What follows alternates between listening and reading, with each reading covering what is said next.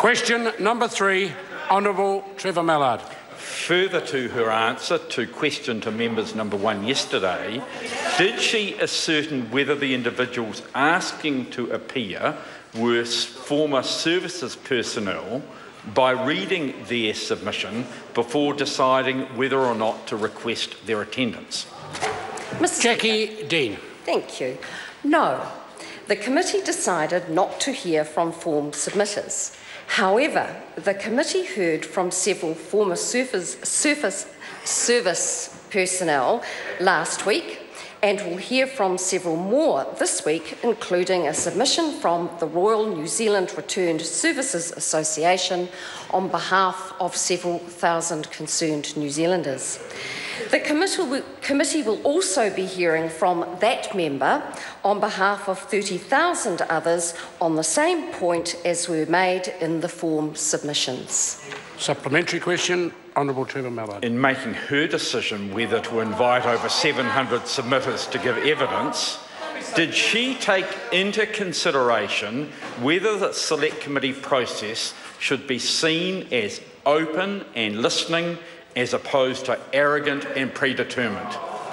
Jacqui Dean. Mr. Speaker, it was not my decision whether or not to hear from form submitters. It was a decision of the committee not to hear oral evidence from those who submitted a form submission. Point of order. Jacinda. Point of order, Mr. Speaker. I seek your guidance. The member has continually referred to a decision of the committee, when in fact it was a majority of the committee and not the committee as a whole. That's just using a point of order to trifle with the House. Order!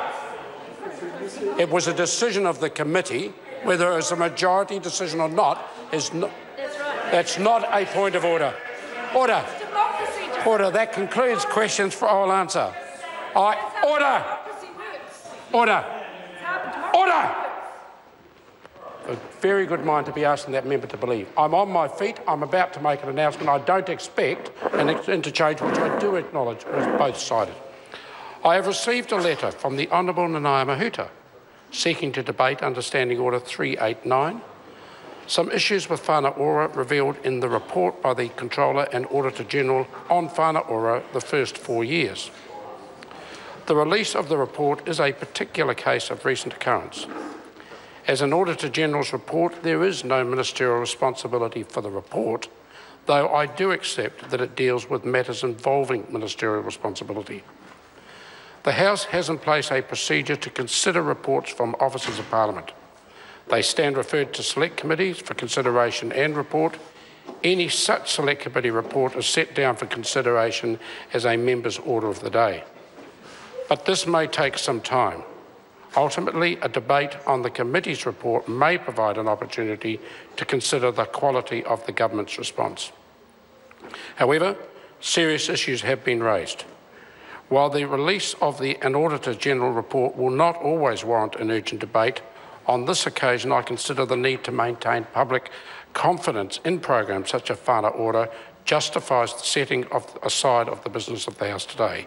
I call on the Honourable Labour-Hutt to move that the House take note of an urgent matter of public importance. Honourable Labour-Hutt. Thank you, Mr. Speaker. And as you rightly note, this is a serious issue.